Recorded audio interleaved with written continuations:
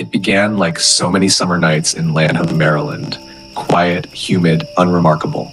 The kind of evening where cicadas sang in the trees, porch lights glowed faintly, and the air felt heavy but safe. A 19-year-old stepped out of her home just after 10 p.m., car keys in hand, telling her father she was only going to get gas. It was routine, simple, forgettable. A trip so ordinary, no one could imagine it would be her last. Hours later, a surveillance camera at a gas station captured what would become one of the last ordinary images of her life. The footage shows her pulling up, stepping away from her car, and approaching a black SUV. She leaned toward the driver's side window, exchanged a few words, and then the passenger door opened. She climbed inside. The SUV drove off into the darkness. At that moment, no one watching knew that those grainy frames would later anchor a homicide investigation. By the following morning, the silence had grown louder. Her phone no longer rang. Messages went unanswered. Calls went straight to voicemail. By the evening of August 23rd, her family reported her missing. The next day, August 24th, dread sharpened into fear. Her white SUV was found abandoned in Hyattsville. Inside was her purse, as if she had never planned to stay away long. But her phone, the digital tether of her young life, was gone, and investigators discovered it had been deliberately disabled. That single fact turned anxiety into a nightmare. Detectives began piecing together her last movements. They scrutinized the surveillance footage again, her stepping into that black SUV. They tracked the license plate, and the vehicle's trail led to a home on Cambridge Drive in Bowie, Maryland. A quiet residential street, the kind with neatly trimmed lawns and families tucked behind closed doors. To neighbors, nothing seemed out of the ordinary, but to investigators, that address was becoming the center of a puzzle filled with dread. While detectives worked, the community mobilized. Friends, classmates, and even strangers who had never heard her name a week earlier began sharing her image online. Flyers were taped to storefronts and utility poles. Neighbors held candlelight vigils, the flames flickering with both hope and desperation. Parents clutched their children tighter, whispering silent prayers. Communities thrive on routine, but when someone vanishes, routine shatters, and fear spreads in its place. Then came August 31st. Along U.S. Route 50 in Anne Arundel County, searchers stumbled upon something in the tall grass by the highway. Police were called. Officers sealed off the area with yellow tape, their radios crackling under the sirens and flashing lights. A body had been found. Identification came quickly. It was her. Hope collapsed. In an instant, the search for a missing teenager transformed into a homicide investigation. Cameras rolled, showing police tape fluttering in the wind, but no lens could capture the shock of a community realizing that their hope had been misplaced. The autopsy later revealed devastating injuries, fractures to her skull and face. Investigators believe her body had been thrown from a bridge along Route 50 into the South River, a drop of more than 30 feet. The cruelty of that act still echoes. 4 days later, September 4th, investigators returned to the home on Cambridge Drive in Bowie. Inside the bedroom tied to the black SUV's driver, they uncovered chilling evidence.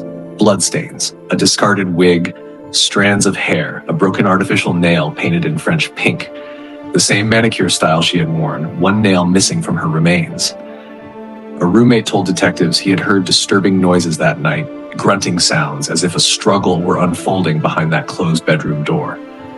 What he heard but didn't understand now became part of the timeline. Court documents later described the scene in detail. The SUV's passenger seat tested positive for blood. The room, littered with discarded personal items, became undeniable evidence. It was no longer a mystery where the violence had occurred.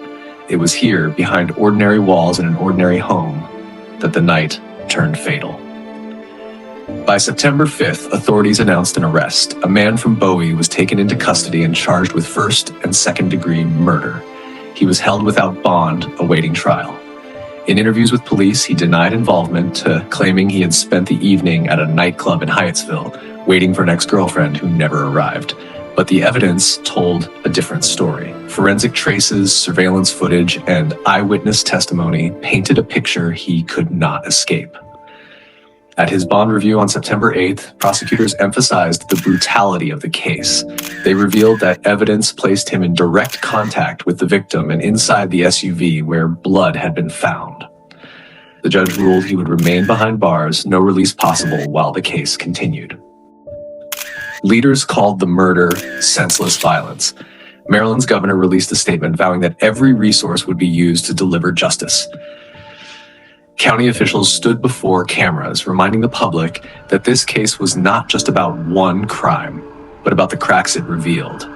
How too often the disappearances of young Black women and girls go unnoticed until it is too late. For those who knew her, she was not just another headline. She was a young woman who had chosen service, enrolling in a state program that connected recent graduates to community work. She wanted to give back to build a better future. Her story was not just of tragedy, but of presence, of showing up, of contributing, of living with purpose. In the weeks that followed, grief mingled with anger. Advocates demanded reforms in how missing persons alerts are handled, especially for women of color. Journalists criticized the lag in national coverage, arguing that public safety depends on awareness, and awareness depends on what we choose to amplify. Her funeral, held at a church in Upper Marlboro, overflowed with mourners, family, friends, classmates, strangers. Hundreds came.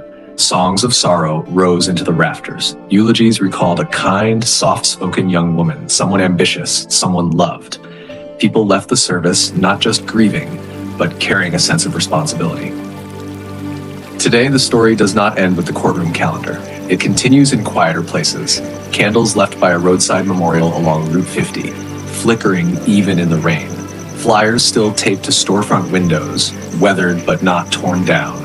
Conversations whispered between neighbors who still check on each other more often now. And it continues in the unanswered questions. Why did this happen? Could it have been prevented? What about the prior arrests, the warnings that slipped through the cracks? The promise is this, that an ordinary night in Lanham, which ended in horror, will not be forgotten. Her story has become a charge to the living, to stay vigilant, to act quickly, to demand better systems, and to care for one another fiercely. Because community is not just the place where something terrible happened. Community is how people stand together afterward, turning grief into action, silence into awareness, and tragedy into legacy. This is how a headline becomes something more. And this is how loss, even unbearable loss, begins to shape what we insist on changing next.